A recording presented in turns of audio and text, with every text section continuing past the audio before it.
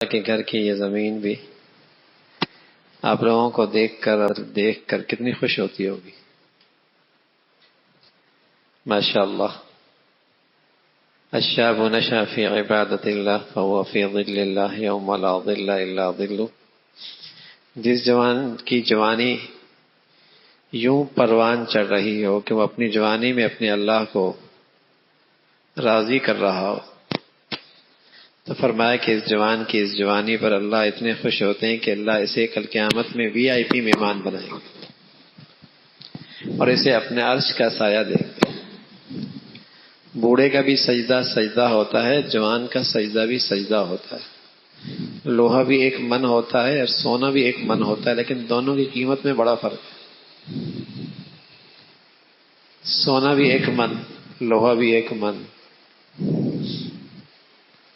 تو بظاہر سجدہ تو بوڑھے کا بھی ہے، جوان کا بھی، لیکن وہ بوڑھا پریشان نہ ہو جس کی جوانی بھی اللہ کی رضا میں گزری ہو. تو جوانی کے سجدوں کی بات ہی کچھ اور ہے. اللہ اس سے بڑے راضی ہوتے. تو اس وقت اللہ کے یہ گھر بھی بڑے خوش ہوتے ہوں، لیکن رمضان کے بعد پھر افسردہ ہو جاتی ہوگی یہ زمین. کہاں گئے وہ نوجوان ہیں جن کی جوانیوں سے میرا گھر آباد تھا اور یہ زمینیں آباد تھی؟ اللہ ہمیشہ اپنے گھر والا ہمیں بنائے اور اپنے گھر میں آنے کی اور الحمدللہ آباد رکھنے کی توفیق نصیب فرمائے. خوش نصیبی ہے جوانی میں بات سمجھ میں آ جائے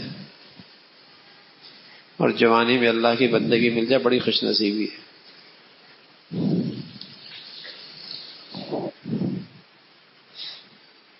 اور آپ لوگ یوں بھی خوش نصیب ہو کہ اللہ نے آپ کو ماحول دے رکھا. کتنے بیچارے نوجوان ہیں انہیں پتہ ہی نہیں ہے کہ دین میں کیا مزہ ہے اور اللہ کے گھر میں کتنا سکون ہے. انہیں پتہ ہی نہیں بیچاروں کو. یہ نہیں کہ وہ آنا نہیں چاہتے، انہیں کوئی راہ دکھا ہی نہیں رہا، کوئی ایسا ماحول ہی نہیں مل رہا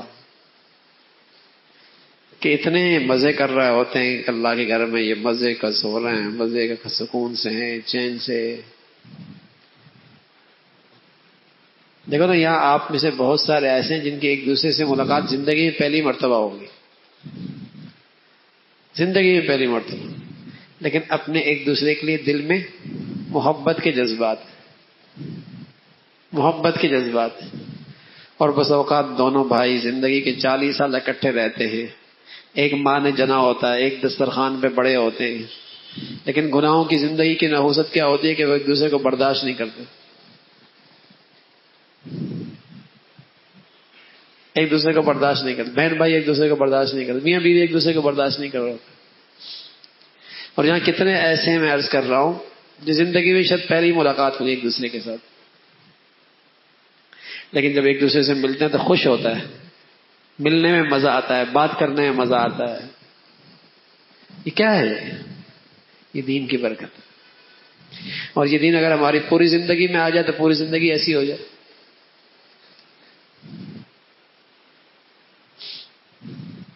یہ تو ہم تجربے سے گزر رہے ہیں نا، ہمیں نظر آ رہا ہے کہ دین کی کیا برکت ہے.